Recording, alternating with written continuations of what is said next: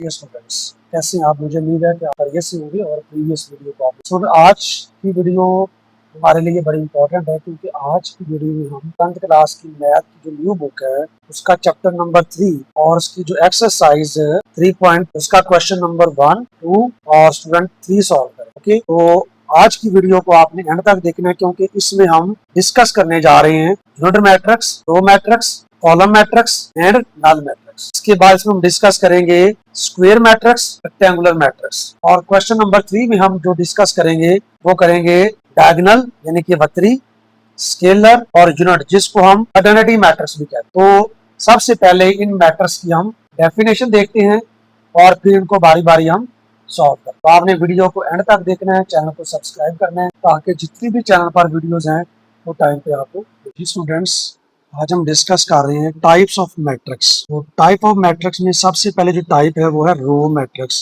Student ये जो name है ना, यहाँ से डेफिनेशन हम ड्राइव करेंगे। If a matrix has only one row, okay, is called row matrix. अब अगर इसमें वन रो है तो हम इसकी एग्जांपल में क्या ले सकते हैं, ये मैट्रिक्स लिया आपने और इसमें वन रो बना दिया आपने, 0 1 4 ये की एंट्री है। एक हमने बी मैट्रिक्स लिया, उसकी एंट्री जस्ट ए भी आप ले सकती हो, ए और बी भी हो सकती है। ये हमारे पास देखो वन रो है, ये कौन सा मैट्रिक्स बन जाएगा, row matrix. Column matrix, name से पता चल रहा है if a matrix has only one column is called column matrix. अब कॉलम क्या होता है, जो वर्टिकल एंट्रीज होती है। तो कॉलम में हम एग्जांपल में ले सकते हैं ए मैट्रिक्स, दिस इज 3 4 5। एक आप बी मैट्रिक्स ले लें, इसकी एंट्री आपने ए और बी ले ली। एक सी मैट्रिक्स बेशक ले लें, उसके अंदर एक सिंगल एंट्री भी ले सकती है। तो यहाँ पर ये कॉलम को रिप्रेजेंट कर रहा है, वैसे ये रो मैट्रिक्स भी बन जाता है जी। नेक्स्ट हमारे पास है जीरो, या इसको नल मैट्रिक्स भी कहा जाता है। ठीक है, नेम से पता चल रहा है if all the entries of the matrix are zero, ये हमारा की पॉइंट है, then it is called the null matrix. अब जो नल मैट्रिक्स होता है उसको ओ से रिप्रेजेंट किया जाता है, इट इज रिप्रेजेंटेड बाय ओ। बस इसमें ये ध्यान रखना है आपने, बाकी किसी मैट्रिक्स को किसी नंबर से शो कर सकती है। फॉर एग्जाम्पल अगर ये मैट्रिक्स ओ है तो इसकी एंट्री जीरो होगी, ये भी 0 0 एंट्री है, ये भी 0 0 0 0 0, तो ये इसकी एंट्री हो सकती है जी। नेक्स्ट हमारे पास स्टूडेंट टाइप है वो है जी स्क्वायर मैट्रिक्स। ओके, तो नेम से पता चल रहा है स्क्वायर जिसकी ऑल साइड्स इक्वल होती है। If number of rows are equal to number of columns is called square matrix. Okay, तो स्क्वायर मैट्रिक्स में आपने नंबर और रोज एक जैसी लिखनी है, तो हम लिख सकते हैं जी हमारे पास जो एग्जांपल इसकी बनेगी, ये मैट्रिक्स है, इसमें एंट्री ले लो 1 2 3 4। अब देखो इसकी जो एंट्रीज हैं रोज और कॉलम इक्वल है, तो इसको हम कह सकते हैं स्क्वायर मैट्रिक्स। अब नेक्स्ट हमारे पास टाइप है दैट इज रेक्टेंगुलर। तो अगर आपको रेक्टेंगुलर शेप का पता है ना, ये रेक्टेंगल की शेप है, तो अब आपको पता चल जाएगा कि ये कौन सा मैट्रिक्स है। If number of rows are not equal, बस यही हमारा की पॉइंट है, उसमें इक्वल था, इसमें not equal, number of columns is called rectangular matrix. अब इसकी एग्जांपल में आप क्या लिख सकते हैं, ये हमने मैट्रिक्स ए लिया, इसकी एंट्री ए बी लिख दी हमने। देखो इसमें रोज 1 है और कॉलम 2 है। एक मैट्रिक्स हमने बी ले लिया, ये हमारे पास ए बी आ गया, इसमें देखो 2 रोज और 1 कॉलम है। एक मैट्रिक्स हमने सी ले लिया, इसकी एंट्री ले ली 4 0 7 8 3 और 1, तो इसमें देखिए 2 रोज और 3 कॉलम्स है। ये हमारे पास है कौन सा मैट्रिक्स बन गया, रेक्टेंगुलर मैट्रिक्स। इसके बाद हमारे पास होता है डायगोनल मैट्रिक्स। स्टूडेंट सबसे पहले डायगोनल को जरा समझते हैं। हमारे पास अगर ये स्क्वायर की शेप है तो इस स्क्वायर के अंदर जो अपोजिट साइड को लाइन मिलाती है इसे हम डायगोनल कहते हैं। वैसे डायगोनल ये भी है, लेकिन इसमें आपने ध्यान रखना है कि इस डायगोनल को हमने यूज करना है, इसे कहा जाता है मेन डायगोनल। ये वाला जो हमारे पास डायगोनल है, हमने ये वाला डायगोनल यूज करना है। ठीक है जी, तो सबसे पहले तो ये स्क्वायर मैट्रिक्स होना चाहिए। A square matrix in which at least one entry of principal या मेन डायगोनल, प्रिंसिपल या main diagonal is non zero. कम से कम एक एंट्री उसकी जो मेन डायगोनल की एक एंट्री नॉन जीरो होनी चाहिए and other entries are zero.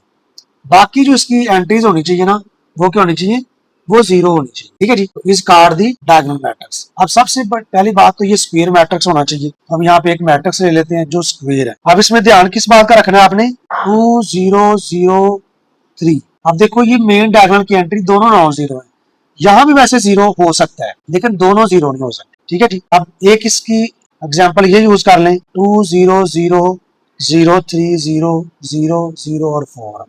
अब देखो ये जो डायगोनल है मेन डायगोनल, इसकी एंट्री भी नॉन जीरो है। ये 4 की जगह भी जीरो हो सकता है, 3 की जगह भी, लेकिन 2 जीरो नहीं हो सकता। तो एटलीस्ट वन एंट्री उसकी क्या होनी चाहिए, नॉन जीरो होनी चाहिए। अब इसके बाद जब डायगोनल मैट्रिक्स तो हम डिफाइन करते हैं तो डायगोनल से एक मैट्रिक्स बनता है स्केलर। ओके, तो सबसे पहले जो स्केलर मैट्रिक्स है वो डायगोनल मैट्रिक्स होना चाहिए, और डायगोनल पता आपको स्क्वायर होता है। और diagonal matrix in which principal या main diagonal entries are same, एक जैसी होनी चाहिए, एंड नॉन जीरो, सेम भी होनी चाहिए और क्या होनी चाहिए, नॉन जीरो भी होनी चाहिए। इस कार्ड दी स्केलर मैट्रिक्स, जैसे मैं इसकी एग्जांपल में एक मैट्रिक्स लिखता हूं के 0 0 के। अब यहाँ पे आपने एक ध्यान रखना है कि के की वैल्यू जो ना वो कभी भी 1 और 0 नहीं हो सकती, ठीक है, बुक में ऐसा नहीं लिखा हुआ, तो ये आपने याद रखना है कि ये एंट्रीज ना तो 1 हो सकती है और ना ये 0 हो सकती है, सेम होगी लेकिन 1 और 0 के अलावा। ये एक और इसकी एग्जांपल ले सकते हैं आप, जैसे 5 0 0 5। ओके, तो ये भी हमारे पास कौन सा मैट्रिक्स होगा, स्केलर मैट्रिक्स होगा। इसके बाद आइडेंटिटी, पहले डायगोनल था वो स्केलर में चेंज हो गया, अब आइडेंटिटी क्या आता है, a scalar matrix whose main diagonal entries are 1, okay, is called identity matrix, और इसको रिप्रेजेंट करते हैं आई से, 1 0 0 1, इसे वैसे कहा जाता है I2। ओके, ये भी वैसे डायगोनल मैट्रिक्स उसकी आइडेंटिटी मैट्रिक्स की टाइप है, इसको I1 कह सकते हैं। ओके, तो इस तरह से ये हमारे पास जो मैट्रिक्स की मेन टाइप्स थी वो हमने डिस्कस करा। अब हम करेंगे एक्सरसाइज के कुछ क्वेश्चंस। स्टूडेंट जो एक्सरसाइज 3.2 है 10th क्लास की मैथ की न्यू बुक की, उसका जो क्वेश्चन नंबर 1 है वो है आइडेंटिफाई यूनिट, रो, कॉलम और नल मैट्रिसेस। ये मैट्रिक्स हमें गिवन है, इन मैट्रिक्स में से आपने इन 4 मैट्रिक्स को आइडेंटिफाई करना। तो सबसे पहले ए मैट्रिक्स को देखें तो इसमें ए की रो है, तो ये हमारे पास कौन सा मैट्रिक्स होगा, दिस इज रो मैट्रिक्स। अब बी में देखें तो इसमें है तो रो भी 1 और कॉलम भी 1 है, लेकिन इसकी एंट्री 0 है, ठीक है जी, तो इसको हम बोलेंगे नल मैट्रिक्स। अब इसको देखिए तो ये डायगोनल की एंट्रीज 1 1 है, तो इसे हम बोलते हैं यूनिट मैट्रिक्स या आइडेंटिटी। इसके बाद आप देखिए तो डी जो है इसकी ऑल एंट्री 0 है, तो ये हमारे पास क्या होगा, नल मैट्रिक्स होगा या 0 मैट्रिक्स भी इसको कह सकते हैं आप। अगर हम ई की बात करें तो इसमें 1 कॉलम है, तो ये हमारे पास कौन सा मैट्रिक्स होगा, कॉलम मैट्रिक्स। एफ की अगर बात करें तो इसमें भी 1 ही कॉलम है, तो ये हमारे पास कॉलम मैट्रिक्स होगा। यहाँ पे हमने